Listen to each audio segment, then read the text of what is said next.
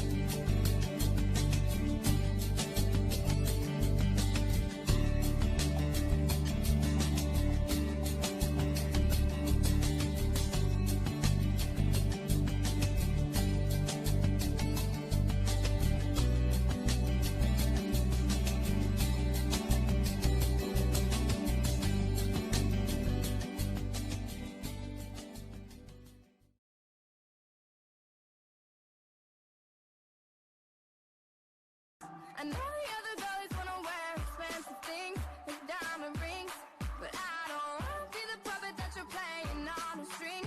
This queen don't need a king. I don't know what you've been told, but the sky. A. Penguatan ekonomi maritim dan agrikultur di Indonesia. Pengertian ekonomi maritim. Ekonomi maritim adalah kegiatan ekonomi yang mencakup transportasi laut, industri galangan kapal dan perawatannya, pembangunan dan pengoperasian pelabuhan beserta industri dan jasa terkait. Potensi ekonomi maritim di Indonesia. Luas lautan dibandingkan luas daratan di dunia mencapai kurang lebih 70/30, sehingga menjadi tantangan tersendiri bagi negara-negara di dunia yang memiliki kepentingan laut untuk memajukan maritim.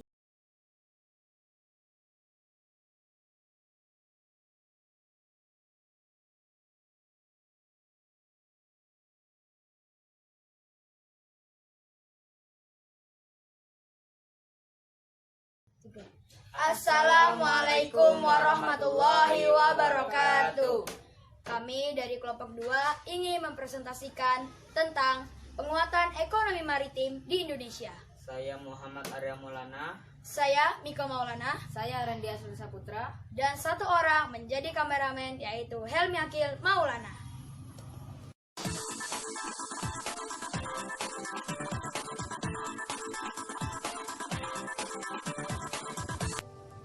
Oke teman-teman, saya Miko Maulana akan menjelaskan tentang potensi ekonomi maritim di Indonesia.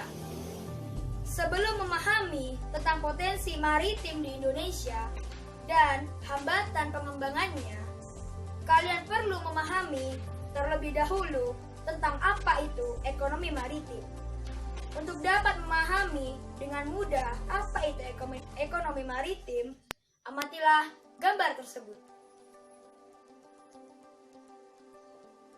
Sudah? Oke teman-teman, sudah melihat gambarnya? Nah, gambar pertama adalah gambar beberapa nelayan sedang mengumpulkan hasil tangkapan ikannya. Gambar kedua adalah gambar seseorang yang sedang menjemur ikan hasil tangkapannya. Jika sudah melihat gambar tersebut, tentu kalian dapat merumuskan apa yang dimaksud dengan ekonomi maritim.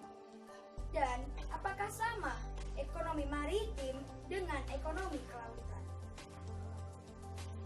Ekonomi kelautan adalah kegiatan ekonomi yang dilakukan di wilayah pesisir dan lautan, serta di darat yang menggunakan sumber daya alam atau SDA dan jasa-jasa lingkungan kelautan untuk menghasilkan barang dan jasa.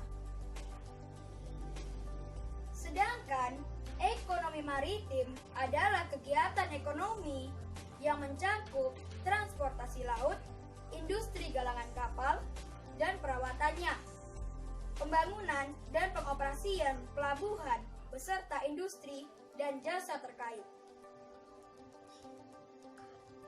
Berdasarkan kedua pengertian tadi, tentu kalian sudah mengetahui perbedaan antara ekonomi kelautan dan ekonomi maritim. Apa kira-kira kesamaan dari dua hal tersebut? Kesamaannya adalah keduanya sama-sama bertujuan untuk meningkatkan kesejahteraan umat manusia.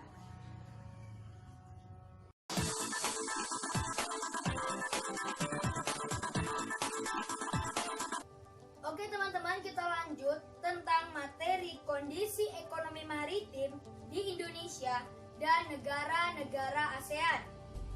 Pembangunan ekonomi maritim ingin menjadikan kekayaan potensi kemaritiman sebagai landasan untuk mengadakan ketersediaan infrastruktur yang berkualitas, terutama di sektor kemaritiman. Maka, pembangunan ekonomi maritim dipastikan akan dapat membawa masyarakat ke arah kemakmuran. Pembangunan di bidang kelautan diarahkan untuk mencapai 4 tujuan, yakni yang pertama, pertumbuhan ekonomi tinggi secara berkelanjutan. Yang kedua, peningkatan kesejahteraan seluruh pelaku usaha, khususnya para nelayan, pembudidaya ikan, dan masyarakat kelautan lainnya yang berskala kecil. Yang ketiga, terpeliharanya kelestarian lingkungan dan sumber daya kelautan. Yang keempat, menjadikan laut sebagai pemersatu dan tegaknya kedaulatan bangsa. Oke teman-teman, kita lanjutkan tentang kondisi ekonomi maritim di Indonesia dilihat dari berbagai sektor. Yang pertama, sektor pelayaran. Sebagai negara kepulauan terbesar di dunia, industri pelayaran merupakan infrastruktur dan tulang punggung mendukung kehidupan berbangsa dan bernegara. Namun, dalam realita, industri pelayaran nasional saat ini dalam kondisi yang belum begitu baik. Pelayanannya masih belum efisien dan belum produktif. Salah satu bentuk perkembangan di sektor pelayaran nampak pada gambar tersebut. Yang kedua, sektor perikanan. Potensi sektor perikanan Indonesia sangat besar dan sepantasnya Indonesia menjadi negara industri perikanan terbesar di Asia. Namun demikian, kontribusi sektor perikanan terhadap pendapatan nasional masih rendah. Yang ketiga, sektor pariwisata bahari.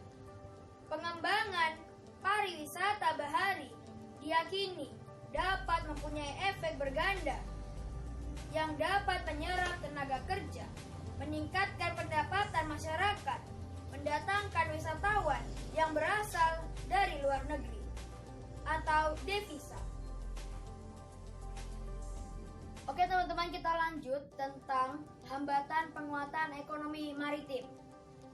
Yang pertama yaitu adalah masyarakat yang tidak mau lahan atau rumahnya dijadikan pelabuhan atau pariwisata. Yang kedua, dana yang diperuntukkan untuk pembangunan atau penguatan ekonomi maritim sangat minim. Yang ketiga, vandalisme yang dilakukan masyarakat yang tidak tahu aturan. Yang keempat, kekayaan alam kita yang masih diambil oleh bangsa lain. Pengawasan terhadap sektor laut.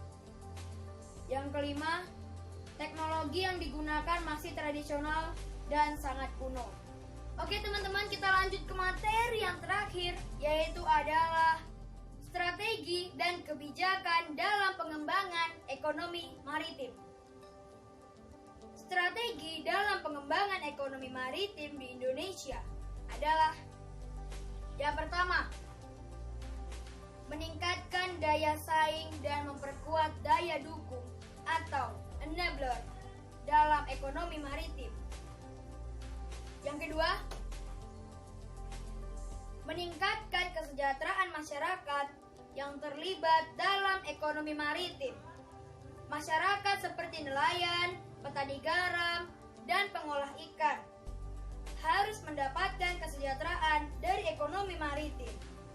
Yang ketiga, penguatan kedaulatan maritim dan pengelolaan sumber daya alam secara mandiri dan berkelanjutan. Yang keempat, pengembangan infrastruktur secara mandiri dan terpadu, dan pengembangan sumber daya manusia atau SDM, iptek, dan budaya maritim. Itu dia strategi dalam pengembangan ekonomi maritim di Indonesia.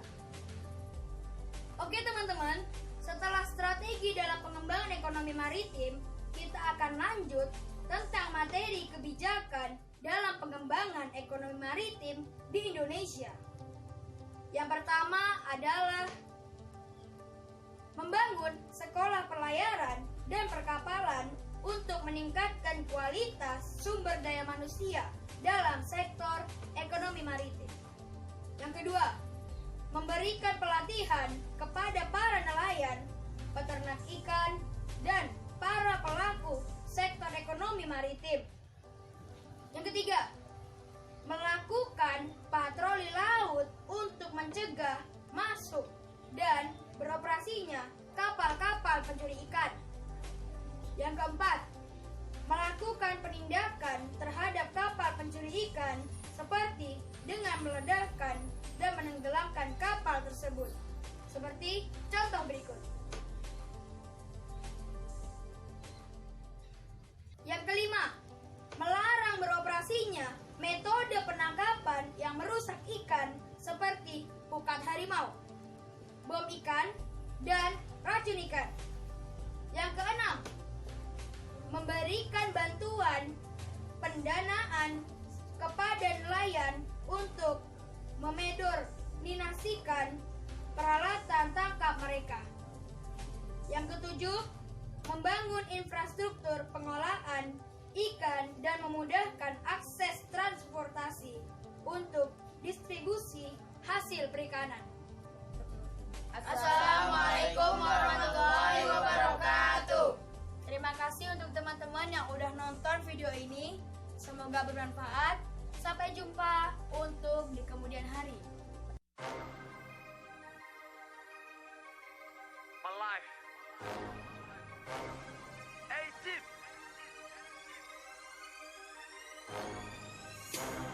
Mereka bilang gua terlalu cepat, mereka bilang gua instan.